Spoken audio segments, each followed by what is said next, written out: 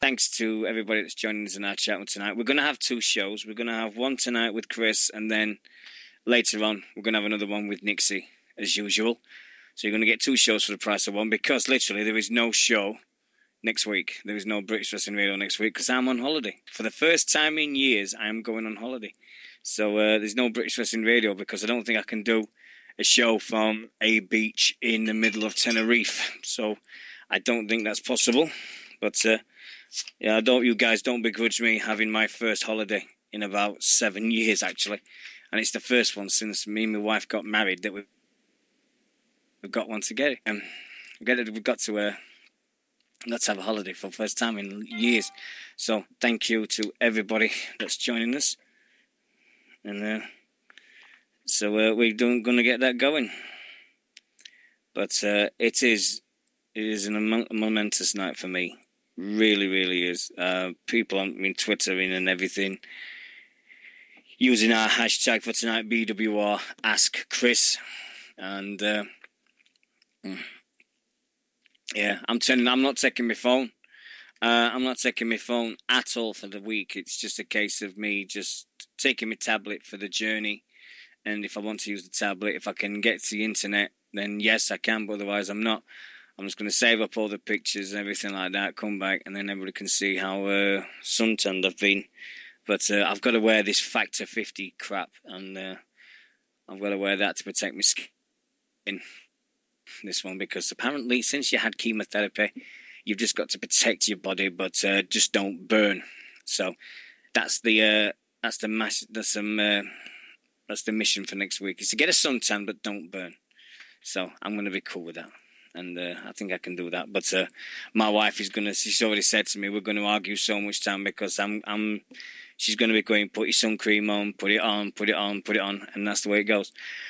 Right. So literally tonight is going to work the way like I've just said. Tonight, now we're just going to have a chat with Chris. And then we're going to stop after we've done the chat with Chris. And then after that, we're going to have a break and come back at 10:30 for the usual British Wrestling Radio shenanigans with Nixie Newman, chatting about all the last week's things, and hopefully we can get going as soon as that. But thanks to everybody that's joining us tonight. And if you're listening to this on our podcast on iTunes or Pod, thank you so much. And we'll get going. And we'll see how it goes. But amazing thing this has happened. Two lads from Sheffield, and both Wednesday fans, and end up having the most unfortunate circumstances hit him over the last 12 months. And we all know the name Kris Travis. We all know what he's like. We all know exactly what he brings to British wrestling. And he says anything goes. So we can ask him anything we want. So I'm a bit weary about that, and I'm a bit nervous, because this is the biggest night of my life. This is the biggest one I've ever done. So and thank you to everybody that supported us over the last 3.5 years for this. And hope people like the questions we've got. And hope the people get going. And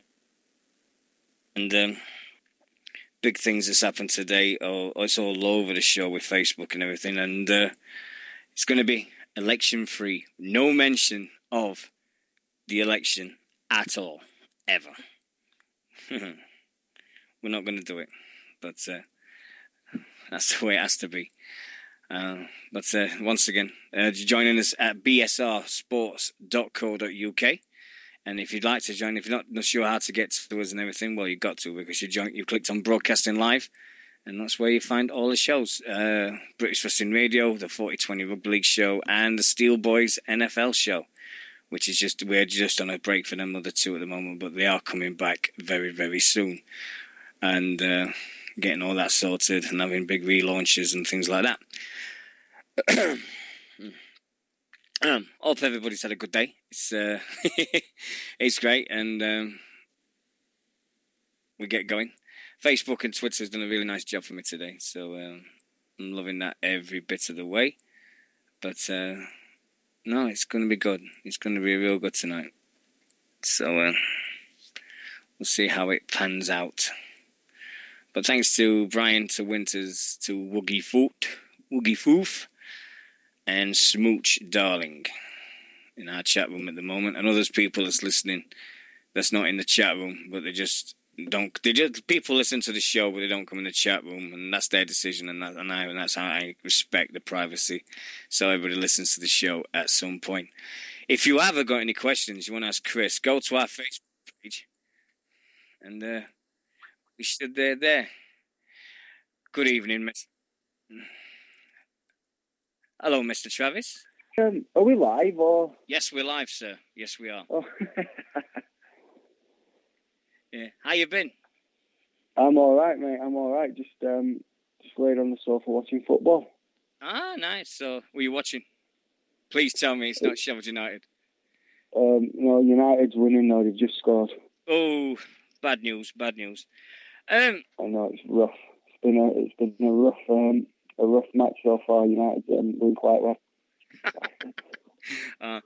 All right, first question. A lot of people have been asking questions a lot, and it's been one of them things. But from a personal point of view, a lot of people's been asking me to ask you this: how are you in yourself these days?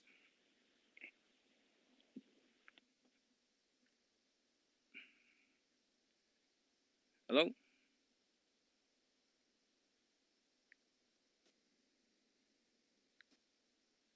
Oh, he's gone.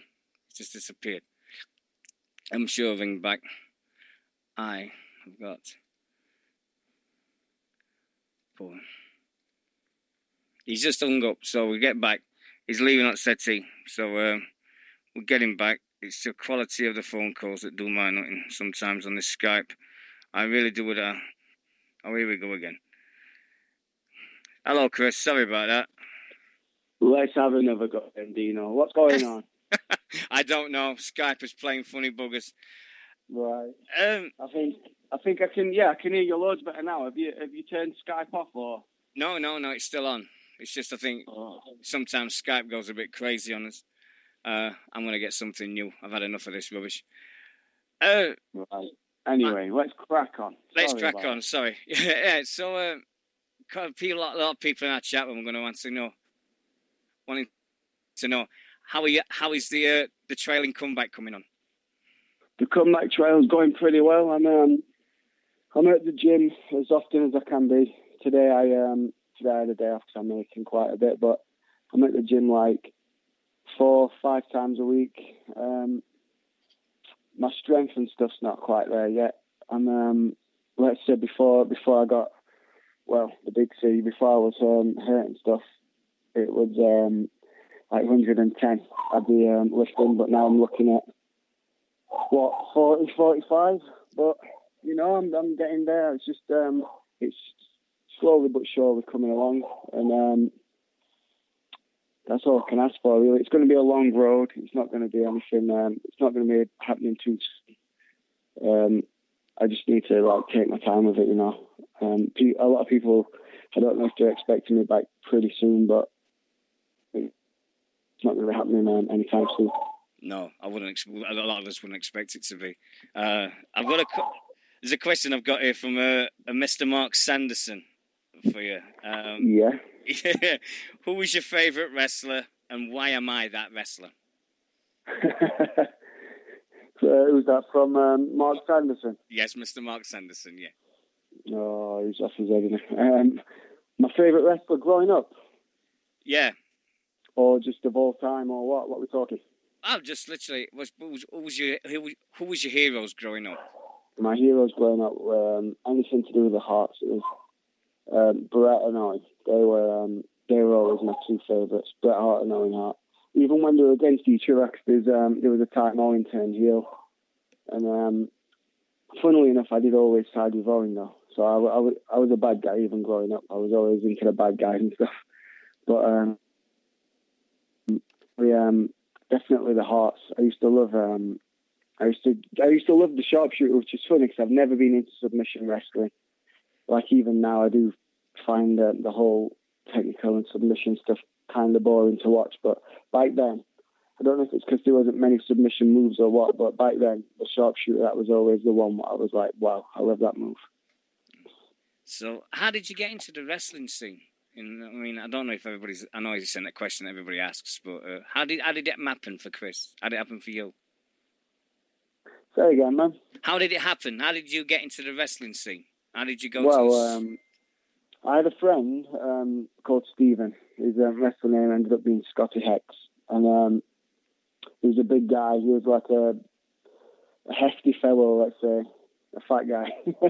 And we used to watch wrestling. We used to watch WWE and all that stuff. And he ended up buying them, and he ended up buying a few magazines. I'm pretty sure it was called Wow Magazine or Pow, something like that. And it had an advertisement for a wrestling school, which was only like 15 minutes away from me. So after it was a good few months of persuading. After a good few months of being persuaded, we all ended up going. Me, Russ, his name, and Scotty Hex, Steve. We all ended up going, and we took to it straight away. Myself and Scotty Hex, we took to it straight away. And even though I was a little skinny guy, I remember as soon as we knocked on the door, because it was like an old building, we knocked on the door, and I was the one who got pushed straight into the front. So the little skinny guy. But luckily enough, once we got there and popped our head round the corner, I was expecting bodybuilders and everything like that. But everyone was of a similar build, and we're all just kind of starting out and getting the foot in the door. So I remember seeing a young El Ligero just starting to train as well. When you look back, you think of the class that you was in. You've got El Ligero and yourself. It must have been one hell of a school when you guys. Yeah, Alan Johnson. It was. He was the head trainer, and I've always said, although Alan was never the most spectacular of wrestlers or spectacular of trainers, he did teach. He taught us all the basics and the basics very well. If you look at the class, what came out of that, there was myself, El Ligero, Bubblegum. Who else? Mark Sanderson. He came out of that. He's made it. He's someone who should have gone a lot further than he has. He's a real good wrestler, a real good guy. There was some really, really good talent who's been for JC Thunder, Cameron Knight, who all came from there and all ended up being, for a good few years as well, ended up being household names. Amazing. It seems like you was blessed from the day one. Because I know a lot of people, we always say, when everybody talks about the top 5, your name always comes up, well, the top 3, really. Oh, yeah. Well. yeah, the UKFF, your name's always up there. Yeah. I'm the old UKFF. Not every wrestler's into the internet or things like that, but, I see them all as the people who go on the internet, the people who go and vote for you and all these polls and everything. At the end of the day, the fans, they pay the money to see you, so everyone's entitled to an opinion. Yeah. Where would you say is the best fans? When you've been to the show, who's been the most vocal fans that you've seen at a show? Oh, well, the PCW lot, they're always really vocal. Whether you're good or bad, really, they let you know if you're doing a good job. The ICW, the Progress, definitely I'd say PCW, ICW, and Progress. They're the 3 main ones. It's the atmosphere always seems to be better if it's in a nightclub, if it's a more adult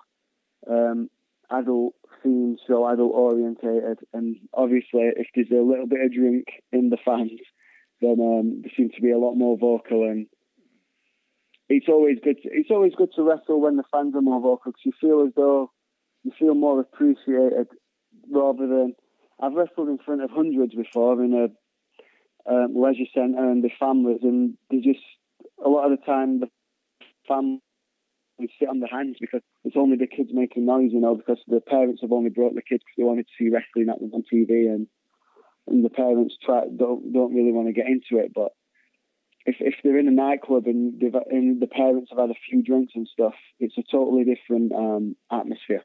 Such a good atmosphere. Yeah, you get a few times you get people standing up to wrestlers and saying, "Why are you doing this?" And they try and invade the ring. And yeah.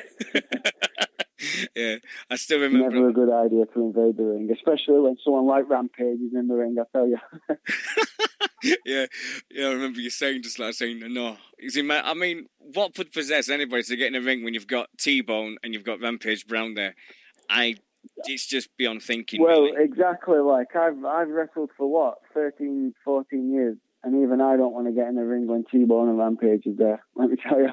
Yeah. So I don't know how the guys who are getting in their day's training and stuff. It's just ridiculous. Like the ring is as much as we like people to get involved, as much as we love the crowd interaction and stuff. As soon as someone steps through the ropes, you don't know.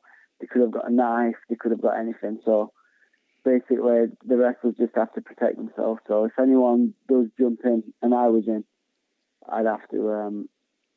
You just have to dive on them, and you just have to sort them out straight away. And if it starts getting physical, then so be it. I think everyone sees that the wrestlers are well within the right to protecting like themselves when they're in the ring. Yeah. What's been the craziest thing you've had happen to you at a show? What's been the... Oh, I remember years ago, actually. This was before 1PW, before I got on 1PW shows. They were just starting to do the 1PW underground shows. And Stephen Gauntlet, he was at a random little show we were doing. I don't know where it was. But it was just a little independent show around the Yorkshire area. And I was booked against G-Man, of all people. And I was booked against them. I was doing my usual bad guy routine. And an old guy just took exception to it. And then speaking about people getting in the ring and stuff, an old guy kept trying to come and get in the ring. And the security had to come and restrain him, and he was swinging for me and everything. And that was like the craziest it's ever got, because he started swinging and security got involved, and then his family started coming in and ended up throwing chairs around and stuff. It was all got a little bit crazy, but I loved it. That was like my first big heel reaction. I loved it. I loved it loads. What do you prefer, heel or being a face? Good guy. Bad guy. Good guy, what am I about? Definitely a bad guy. It's just fun to be able to do whatever you want to the crowd, to get away with being an arrogant dick kind of thing. It's just it's like you can be yourself, but you can have the volume turned up like a million times, because everyone's got everyone's got it in them to be an utter frobber, haven't they? Everyone's got it inside to be the utter dick. So when you get to play that in front of especially a drunken, wild crowd, there's no better feeling. There really isn't. Have you missed it? Oh, I've missed it more than anything. Because obviously, when the doctor told me I couldn't wrestle again, the first thing that went through my mind was I dismissed it. It didn't matter. So I was just thinking, as long as I don't die, as long as I'm not dying, wrestling, forget it. I'll never do it again. That's fine. And then as soon as like I started doing chemo, and as soon as I started getting a little bit better, and then I still talk to all my wrestling friends, especially a big shout out to Danny Hope, CJ Banks, Joey Hayes, Martin Kirby, and El Ladero. They've been there through everything. We've got a group like on WhatsApp, and we talk every day constantly about everything, just random stuff. And it was talking to them every day, and talking on the weekend. They were saying, "Oh, I'm doing this show, and blah blah blah." They were keeping me in on all the gossip. And then when I really started getting a little bit better, I started going to shows. As soon as I saw that, I was like, I miss this. Like, it's the only thing I've been good at for the last 12, 13 years is wrestling. So just want to get back to doing something that I love and that I'm pretty good at, I've missed it more than anything, to be honest. How's life being a general manager of Southside? That's good. It's a good laugh, I get to go out in front of the crowd, so I still get the buzz. But on the flip side, it's kind of hard as well because I am there, I am getting the buzz, but there's still I'm still not getting the physical aspect. I'm live at the shows. Then being the GM, I am live at the shows. I'm there. I get the atmosphere, but it makes me want to jump in the ring and have a match that little bit more. Yeah. Is your weight coming back up now? You need a 12 stone mark again? I'm hoping so. Last time I got weighed a couple of weeks ago, I think I was 11.6. It's actually been a bit weird because obviously I've had like 70% of my stomach out, but like I used to be, after my operation and through chemo and stuff, I was still eating quite well and quite a lot. It seems that I've stopped chemotherapy, but my appetite's gone down, which is strange. So I can't eat a lot. Like I know I shouldn't have, but I had a McDonald's today, and I could only eat half of it, and I was already full up, and so it's hard that like my appetite isn't what it used to be, so it's hard to eat, and I could live off 1-2 meals a day basically, but I'm forcing myself to eat and trying to train myself into knowing when to eat, and so I can put a little bit of weight on. But it is hard, but I'm just hoping that over time it gets a little bit easier, and and I start eating the right foods, and I've got to listen to my body because it's going to tell me what it doesn't like and what it likes, because I do struggle with a little bit of bellyache and stuff. Just I'm getting there, hopefully. Yeah. I've got a question from Ross Briffett who asks, you've had some amazing matches in your career so far. Are there any of them that stand out as your favourites? I know, Ross. Hello, Ross. You all right, mate? Favourite matches? Oof. My matches I've had 2 matches against Prince Devitt, Finn Balor from NXT. Especially the second one there. I love the second one we had. I thought it was really good. I think it got overlooked by people outside of PCW, to be honest, because I don't think that many PCW saw it, but I rate that as one of the best matches I've ever had. My matches against Mark Andrews as well. I really love those recent ones. Even the one when I was really ill, which was like 2 weeks before I got diagnosed. I had one at the TNA taping, and that was a really good match. And the pressure was on, but we delivered. It was a really good one. My match against Kevin Steen, I've had a few against him, but my first one there, that stands out as a real good one. I had a great series, which pretty much made me as well in PCW. I had a series against Lionheart, which we had an I Quit match. I think it was a Falls Count Anywhere type deal match as well, and we had quite a few matches there, and I think we pretty much made each other there because that's when the crowd were just growing. And I did. I loved those matches, and of course the series I had with Chris Masters. For me, the series I had with Chris Masters eclipses most other things. I loved that. I learned so much from working an ex-WWE guy. Who he's been in there with Ric Flair, he's been in there with Shawn Michaels, and he said to me that he rates our matches as like some of the best of his career. So when someone says that, it's a huge compliment, and I learned so much from it. Yeah. Thanks for that one, because I know Ross is in our chat room, and I'm sure he's loved that answer. And who is Sarah? Ross Briffett. Oh, no worries. Yeah. I've got a question from Ryan Lee. I'd appreciate it if you could tell the story about Mikey and the Sink. #STU.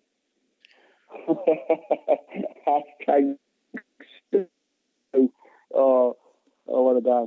Ryan's a really good, just two people in that. Ryan is a wrestler he's a local wrestler for EBW, and he's one of the few people that gets it. He'll go far out, that lad. But anyway, Mikey Riot. one of my best mates, unfortunately. I'm just kidding. But yeah, one of my best mates, he's a local wrestler. He's a journeyman, as he likes to call himself. He's been doing it a long time. Basically, he just got really rat-offed, and we're in a hotel room in Amsterdam, and he couldn't be bothered to go to the toilet, so I woke up and just saw his scrotum in a sink, which was nice. And I got it on video, and Twitter's been subjected to it a few times. But I think we should move on from this. Yes, yeah. Yeah. A question from a gentleman in Canada, Lance Winter. He says, no question, just want to thank Kris for his match against Kirby at PCW Road to Glory 2014. It was my first ever match I'd seen in the UK and was my favourite of the whole trip.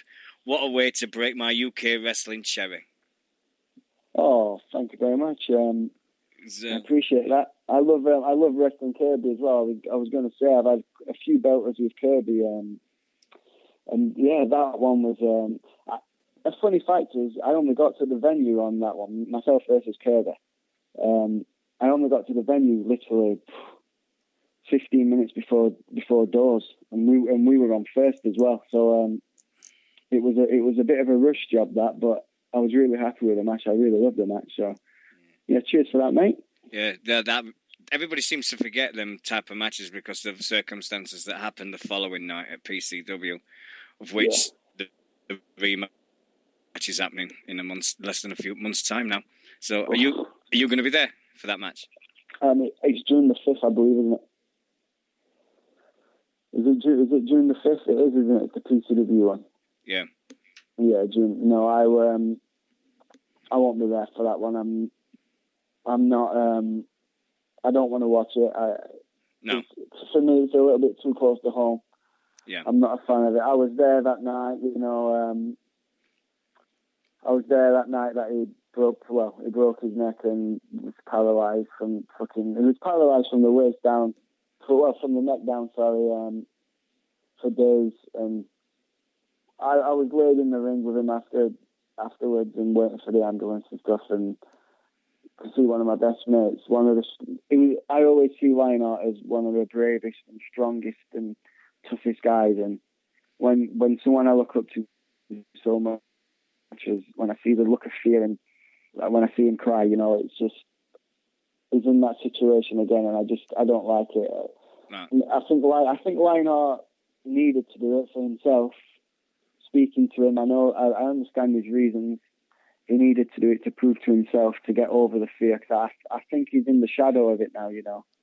He feels as though he's wrestling in the shadow of he was the guy who broke his neck and what have you. So I understand his reasons for doing it, but I'm not going to be there. I'm just going to be at home, and for other reasons as well. I don't being at shows what I'm not on.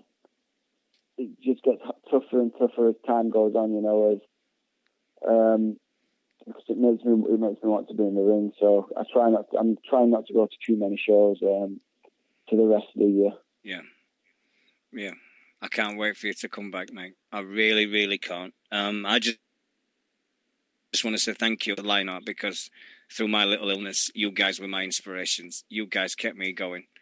Even if it was only a little message or something from the pair of you, it was just something to keep me holding on and keeping me positive. And thank you so much for that. I'll never forget this. Anytime. I was the same, mate. I was just as scared and just as sad as you, but it was the same with me from like the fans and stuff and from other wrestlers. Just a little message on Twitter or just a little email or a phone call or whatever from my friends. It always gave me the thing to carry on. So, cheers to everyone as well for always supporting me. Yeah. Thomas Pettit says, can you ask Kris how is he doing health-wise at the moment and what is his future goals? Who is that from, sorry? Thomas Pettit, I think his name is. Oh, okay. Health-wise at the minute, touch wood. Hang on. Touch wood. I'm feeling pretty good. It's kind of hard, everything, because one little thing, and I just worry. One little bit of illness, and I just go straight back to thinking something's wrong, you know. So it is hard. Like I've got a bit of a glands issue on my throat and a bit of a sore throat, and you know, that scares me now, and it's been there for a while, so that's scaring me a little bit. And it's just little things like that. It's more mental than physical. What's wrong with me at the minute, you know? Yeah, I know that one. I just have to get my head out of my arse and just kind of like think, right, just carry on with life. Everything's good. I just have to believe that everything's going to be all right, which I do. It's just that's the hard bit. I'm at the gym, but then all of a sudden one day it just hits, and it just hits hard, and then I just think, right, everything hits me, like the enormity of what's actually happened hits me, and we go, you know what I mean? I go from there, but looking to the future, I'm just hoping that I'm just going to carry on at the gym like I'm doing, carry on getting in the best shape I can, and hopefully by the end of the year I'll have had a match or two, you know. But for me, there's no rush. I'll wrestle as soon as I feel ready. I'll wrestle. I'm not putting a time frame on it at the minute. No. Another one. Ben Ford asks, who do you look up to in the wrestling business? Oh, there's way too many people to list. I look up to obviously I look up to all the major names, like, you know, the WWE guys and the indie guys, and you're like your Prince Devitt's obviously, and people like that. But closer to home, I look up to the workers. I look up to is there's still a massive list over here in the UK. I look up to your Joey Hazes, your CJ Banks, Martin Kirby, El Regueros, Danny Hopes. You know, all my friends. Even though I rate them as friends, you know what I mean? Even though they're like my closest friends, I still rate them enormously as actual great wrestlers. You know, I look up to Shaw Samuels. He's another one. Rampage Brown. There's way too many people who opinion matters quite a lot to me. So people like that. They're the guys I look up to. Mark Andrews, I look up to him enormously. I think what he's done when a lot of people questioned if a guy of his size could win, you know. But I was proud. I'm glad he has.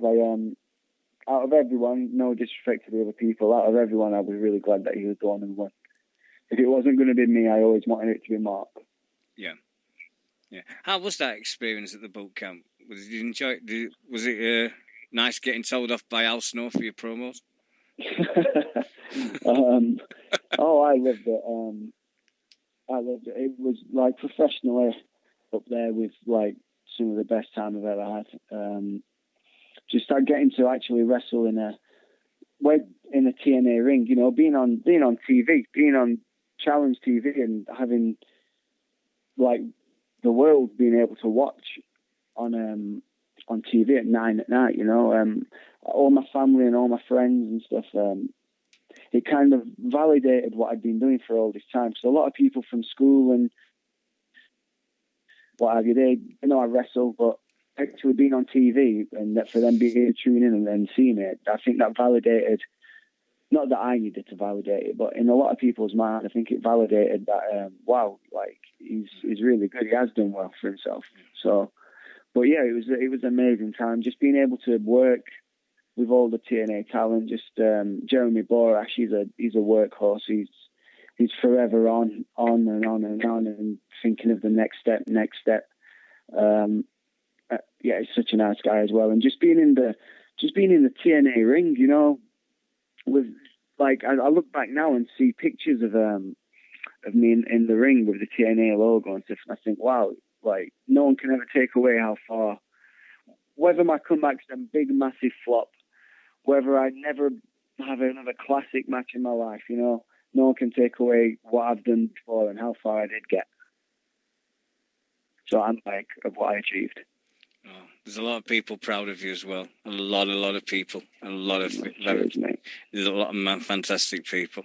I think Ben always asks, if you could have one match or matches with one worker from the past, who would it be and why?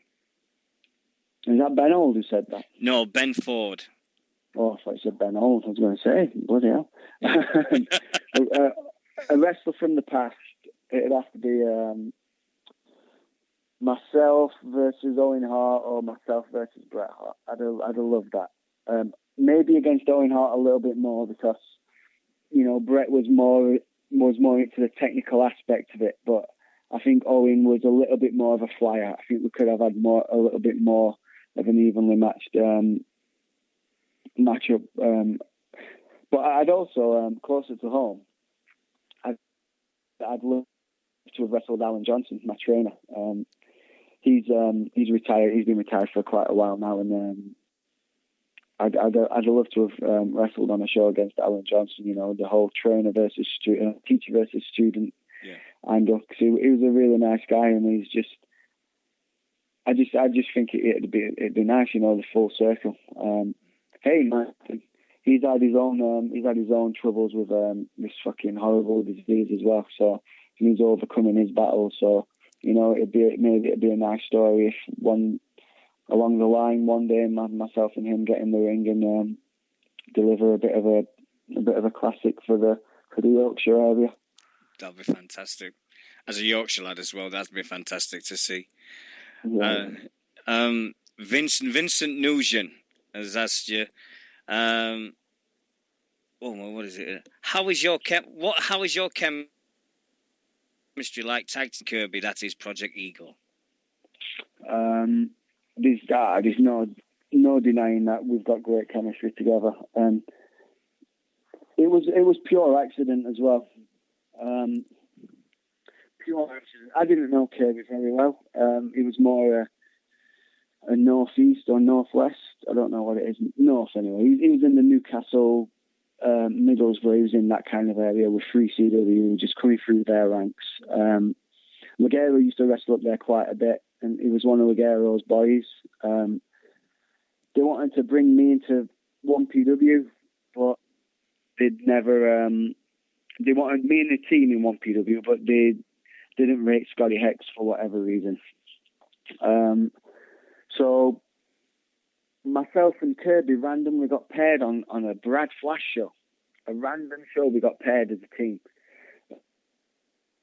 We just had good chemistry there, but we thought nothing of it. And then we got paired up at 1PW in a team. And we just came out. We decided to come out to my music. There were no big issue about it. We just decided to come out to my music, and it was just Kris Travis and Martin Kirby. And then we came out, and then the ring announcer announced it as Project Ego, which obviously was mine and Scotty Hex's tag team name. So Scotty wasn't very happy at that point, understandably. But the ball just kept rolling with myself and Kirby, and we became the Project Ego. And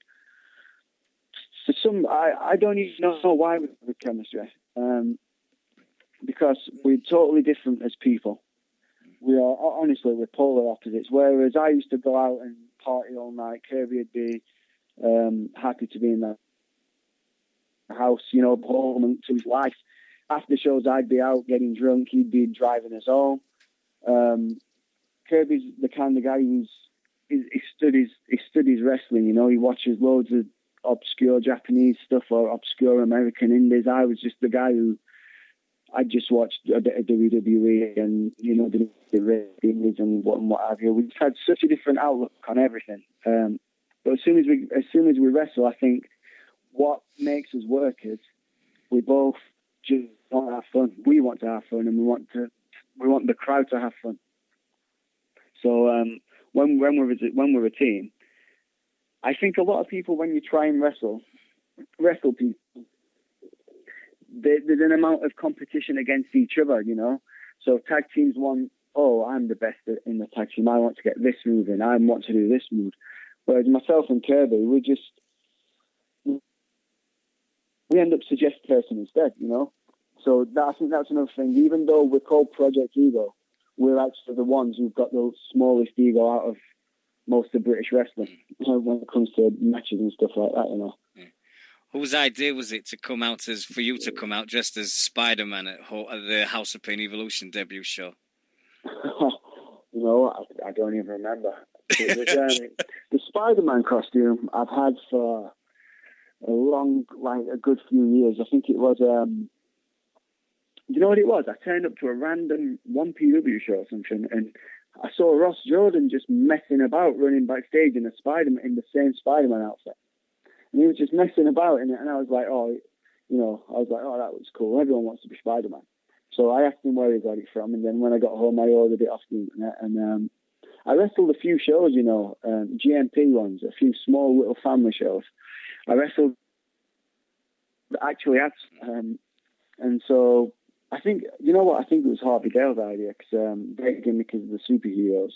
Yeah. And then he was like, oh, we've got this tag team and they do superhero gimmick, and I was thinking maybe you could do.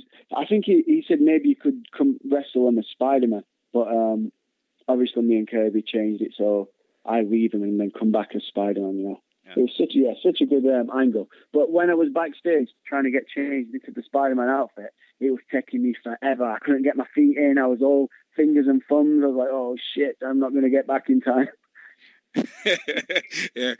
So it was Spider-Man and not Venom, because there's been an argument between me and Nixie about whether it was Spider-Man or whether it was Venom. Well, it was the Black Spider. Right. It fair enough. Venom's the bad guy. Yeah. But there's Spider. I think there's Spider-Man, Black Spider-Man, and Venom. You better ask Dave Rain. He's the comic guy. I don't know. No, super. I mean, I don't know what else to say. I think watching you guys and everything. First time I saw you and Kirby together, it was the first anniversary show for Southside, and just watching you two go, it was just like, wow, this was my debut to see a British wrestling show, and to see you guys ever since. It was just amazing to see exactly how far you've come. Who were we against? You was against each other. You was against each other. Yeah, of course we were. Yeah, I remember that now. Oh, yeah, I love that. That was it. I think actually as well, if I remember correctly, that our match, they built that match up for so long, and we wanted it to be so good, but I think I really I don't know if I broke my ankle 2 weeks before, or it was either that or I'd really hurt my ribs. It was one of those two. I forget which one. And so I could hardly do things. And Kirby had already wrestled the Ego Dragon earlier on, so we didn't hold out much hope for a good match. But I remember us having a pretty decent little match there, Yeah, I remember you getting all the lads out in the crowd and then wiping your body with all your oil on it and then throwing it back at him, and he wasn't the happiest guy on the planet. He was really mad at you. yeah, I know what you mean. I think I went got in his face a little bit later on. Maybe a different show, maybe the same one, but he slapped me across. I think he slapped me across the face. I was like, oh shit! But no, I deserved it. I mean, I think, what can I say? I mean, where did your music come from? I know a lot of people keep asking, how did Kris pick your music for it? Well, this is the thing. When I take training sessions and stuff now, I tell people to get music which suits your character, so don't just. I say to people, because everyone wants to just come out to heavy metal or cool, I want to be cool. They're my favorite band. I'm going to come out to them. But I say to everyone, just choose something what your character suits. I say that, and I've got the most ridiculous and heavy metal music which doesn't suit my character at all. But what happened was, back in the day, I used to play Tony Hawk's Pro Skateboarding. I think it was on the GameCube or PlayStation. I used to play it, and there used to be all this music in the background, and I just used to turn all the music off except for tracks. I think it was Ace of Spades and the CKY. I just decided one day to come out to CKY. This was when I wasn't a great wrestler. I was a bit of a strobe, as everyone is, a bit of a jobber. So I just used it back then. And then as I was getting better and getting more attention and like more fans and stuff, I obviously kept the same music. And then when I realized the music didn't really suit me or suit my style and stuff, it was already too late. Everyone already kind of, as soon as the music plays, everyone knows it's going to be me who comes out. So it's too late to change it now, you know. So even though it doesn't suit me, everyone kind of knows it's mine. So it's way too late to change it. But I do love that music. It just reminds me of it used to remind me of, you know, the younger days and playing Tony Hawk's and stuff. But now it just, whenever I hear it, I kind of get this pit in my stomach. This like sick. It reminds me of being backstage and just getting ready to go out and wrestle. I think the night when, I know I can't speak for everybody that's listening, I mean, the night when we hear that music again, it's going to be a very, very cool night. It's going to be cheers, cool. Mate. I can't wait. I just hope I don't disappoint. No, I don't think you'll ever disappoint us. No way. I think it was one of them when whatever it is, I know I'm going to be there. I don't care if it's top of Scotland or bottom of Devon. I'll be there no matter what happens. So, cheers, mate. Thanks. Appreciate Thank you that. so. I mean, I'm going to cut it because literally you've been on this phone now for nearly an hour, and I just was to say thank you so much for taking your time out. And, no worries, mate. And congratulations on your fundraising. Thank you, man. Thank you. I've raised over two grand now for Western Park Hospital in Sheffield, and hopefully I'll be raising much more. Do you know how we did the Travis show? Yeah. You know, and for myself last year, I'm looking to have that as, I maybe change the name a little bit, but I'm looking to have that as as a yearly thing now, with all proceeds to Western Park Hospital. So I'm looking to doing that around the October time. So keep your eyes out for that one. We will. Nice one, mate. And thanks ever. By the way, I hope everything's thawed out now from the Sheffield Wednesday match a couple of weeks ago. Yeah, just about. I'm not just about 4. That was the coldest night ever, the coldest day ever. It really was. But once again, you've just made my night. You've absolutely made me for everything. So, on behalf of everybody, for British Wrestling Radio and me, thank you so much for joining us, Kris. It's been amazing. No worries, pal. Cheers for having me, mate. And I'll talk to you soon. You're on Twitter at Real Kris Travis. And there we go. Thank you very much, mate. Talk to you soon. Bye-bye, have a good one. Bye-bye. Bye-bye. Bye-bye. And that is the man himself. And I am totally made up because I just had the guy I have always wanted on British Wrestling Radio. I hope you guys enjoyed that. I really did. I hope you give you an insight of what Kris is. I didn't want to ask too much about the illness because he's already said that a lot of times. And I didn't think that was fair to ask that. So I'm sorry that there was a person that asked some questions about it. And I didn't think it was like I wanted to do that. So many thanks to everyone for all the questions. And thank you so much. I'm going to stop the show in about a few minutes' time. We will be back in 90 minutes. We're going to be back about 10:30 with Nixie or just after. So we're going to do that where we've got an important announcement about British Wrestling Radio. And also we've got all the fun and games, everything that you're going to know us for, and laughers and so forth. And I'm just going to get this now, save it, edit it, and put it on iTunes and YouTube as soon as I can. I'm at loss for words. I love him. I love that guy to be my heart, and it's so nice to hear him talking. And you can hear how much he misses wrestling in his heart and through his passion and everything. And there's nobody better than Kris. Absolutely no one. And thank you so much. And